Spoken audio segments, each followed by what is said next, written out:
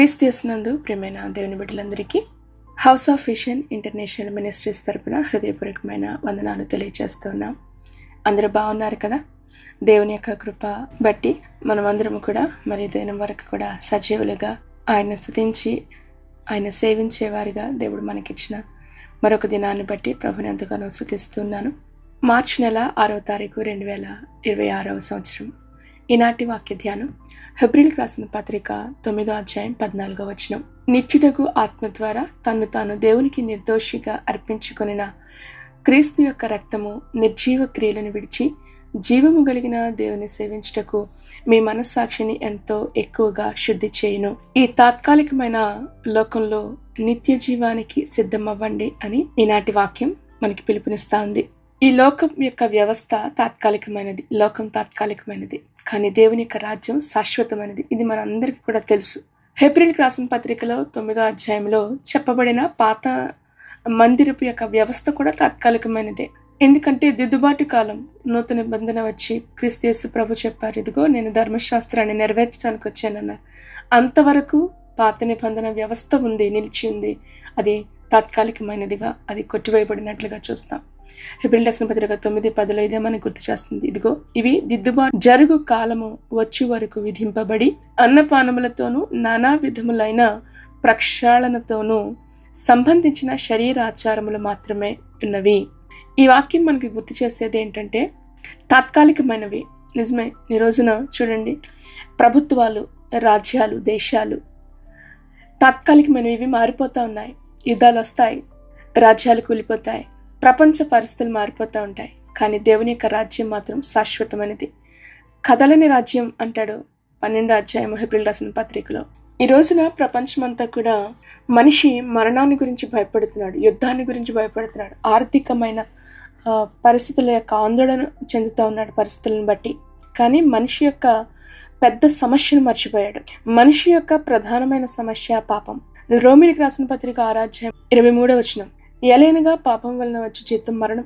అసలు మరణం అది. పాప ఫలితమే మరణం. యుద్ధం కన్నా భయంకరమైనది అది పాపం వల్ల వచ్చే నిత్య మరణం కదా. అయితే ఈ మరణాన్ని నుంచి మనం ఎలా తప్పించుకోగలుగుతాం? క్రీస్తు యేసు ప్రభు యొక్క రక్తం వలన మనము శుద్ధి చేయబడతాం అని ఈనాటి వాక్యం మనకి జ్ఞాపకం చేస్తూ ఉంది. మీ మనస్సాక్షిని ఎంతో ఎక్కువగా శుద్ధి చేసేది యేసుక్రీస్తు ప్రభు యొక్క రక్తము ద్వారా. ఈ యుద్ధ సమయాల్లో మనుషులు తమను తాము రక్షించుకోవడానికి బంకర్లను లేకపోతే దాక్కోవడం, ఇళ్లల్లో దాక్కోవడం, లేదంటే వాళ్ళకి క్షేమం అనుకున్న స్థలాలలో తమ ప్రాణాలను కాపాడుకోవడానికి దాక్కుంటా ఉన్నారు. లేదంటే ఆయుధాలు, రక్షణ వ్యవస్థలపైన ఆధారపడుతూ ఉన్నారు. కానీ నిజమైన రక్షణ, ఆత్మకు రక్షణనిచ్చేది క్రీస్తు యేసు ప్రభు యొక్క రక్తం.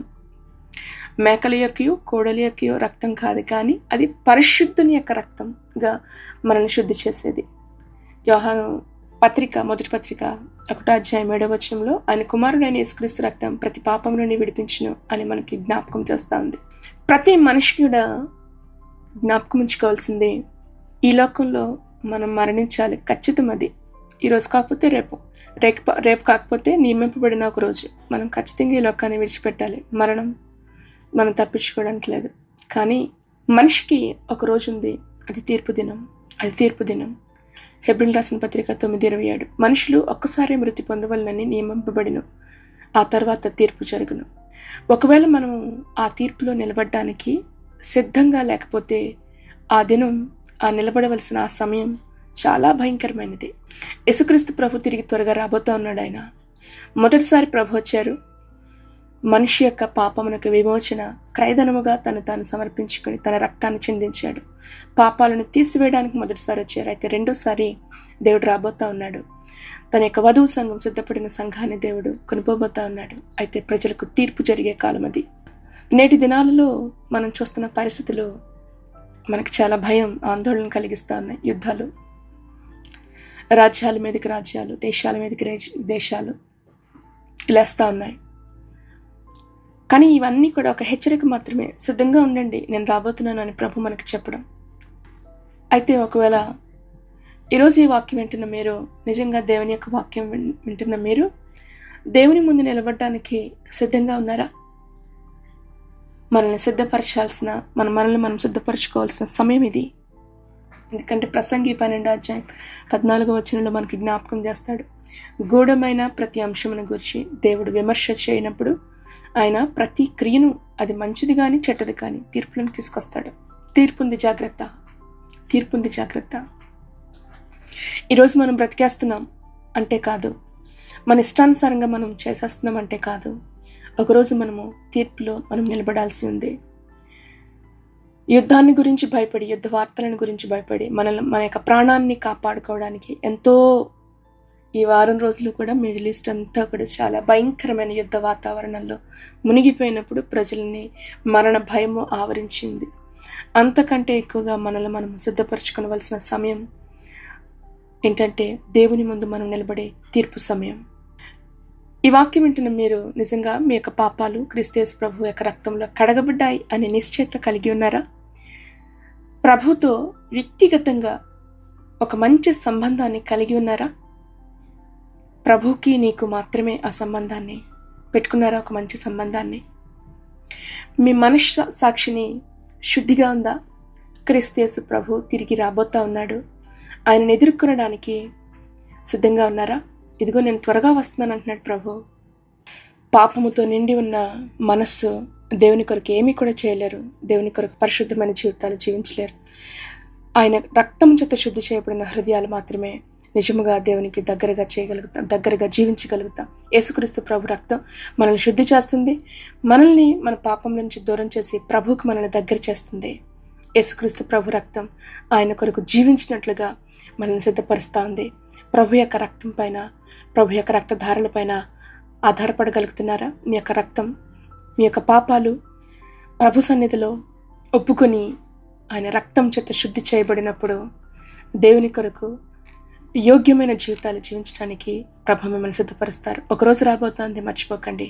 అది తీర్పు దినం. ఇప్పటి నుంచే నువ్వు సిద్ధపరచుకోవాల్సిన దినముగా జ్ఞాపకం ఉంచుకుందాం. ఈ వాక్యం ద్వారా ప్రభు మిమ్మల్ని అందరినీ దేవుని రాకడ కొరకు సిద్ధపరచునుగాక. ఆమేన్, ఆమేన్. ప్రార్థన చేసుకుందాం. మహాపరిశుద్ధమైన తండ్రి, మీ పరిశుద్ధమైన, మీ ఉన్నతమైన, మీ శ్రేష్టమైన నామాన్ని బట్టి మీకు స్తోత్రాలు చెల్లిస్తున్నాం. మరొకసారి ఈ దినం ప్రభా మీ కృపా సింహాసనం మీదకు మేము రావడానికి మాకు ఇచ్చిన తరుణాన్ని బట్టి నీకు వందనాలు. ప్రభా, మీ కుమారుడైన యేసుక్రీస్తు రక్తం మా ప్రతి పాపము నుంచి కూడా మమ్మల్ని విడిపించేది, శుద్ధి చేయగలిగిన శక్తి కలిగినది మీ యొక్క రక్తం మాత్రమే. మీ రక్తధారలను మేము ఆశ్రయిస్తూ ఉన్నాం దేవా.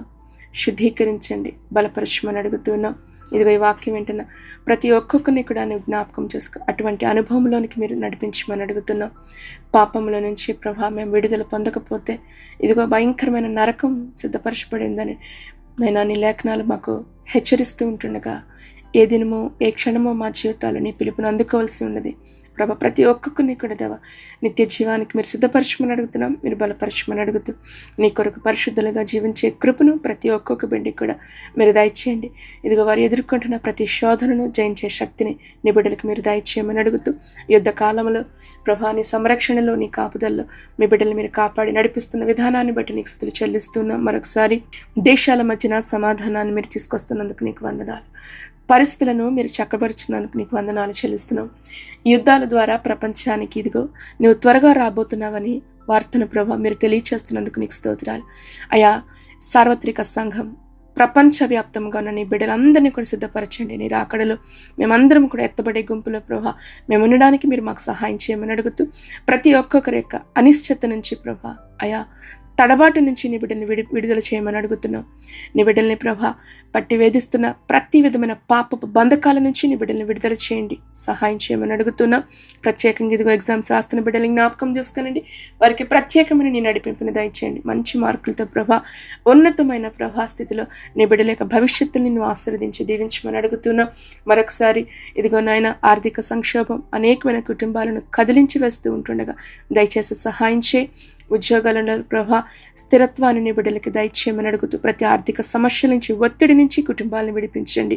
ఈ సమయంలో అనారోగ్య స్థితిలో అయా మరణంతో పోరాడుతున్న వారి కొరకు ప్రార్థిస్తున్నాం. ఐసీలో హాస్పిటల్లో అడ్మిట్ అయిన వారి కొరకు ప్రార్థిస్తున్నాం. సర్జరీలు జరుగుతున్న వారిని జ్ఞాపకం చేసుకునండి, స్వస్థత విడుదల దయచేయండి.